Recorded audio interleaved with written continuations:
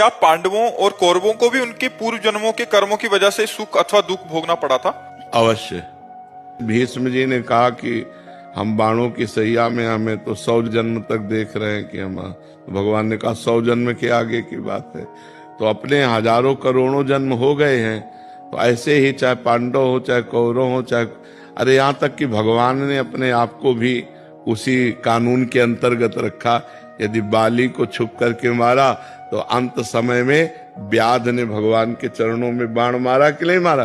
परम धाम जाने के समय उसको निमित्त बनाना पड़ा व्याध को। महाराज जी, युधिष्ठिर तो धर्मराज थे। युधिष्ठिर जी जो जन्मे तो पहली बार सृष्टि में जन्मे हो नहीं, पीछे कई बार जन्म हो चुके हैं उनके। धर्मराज के कई बार जन्म हो चुके हैं। धर्मराज से त्रुटि हो गई मांडव्य ऋषि के द्वारा, तो उनको विदुर जी के रूप में आना पड़ा। वो तो धर्मराज जी के अंश से थे। अरे ब्रह्मा के कई बार जन्म हो चुके, इंद्र की पदवी में महाराज नहुस और सीधे अजगर योनि में पहुंचे। तो ऐसे ही जीव की बड़ी गतियां होती हैं। तो वो तो धर्मराज के अंश से, हम भगवान के अंश से, हमें अपने कर्मों का भोग भोगना पड़ता है।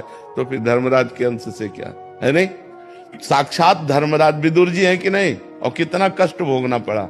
और धर्म के अंश से युधिष्ठिर जी हैं, वायु के अंश से भीम जी हैं, तो सब भोगना पड़ता है। अवश्य में भोक्तव्यम कृतम कर्म सो। अनेक जन्मों का जाल बिछा हुआ है, किस जन्म में कौन कहाँ हुआ।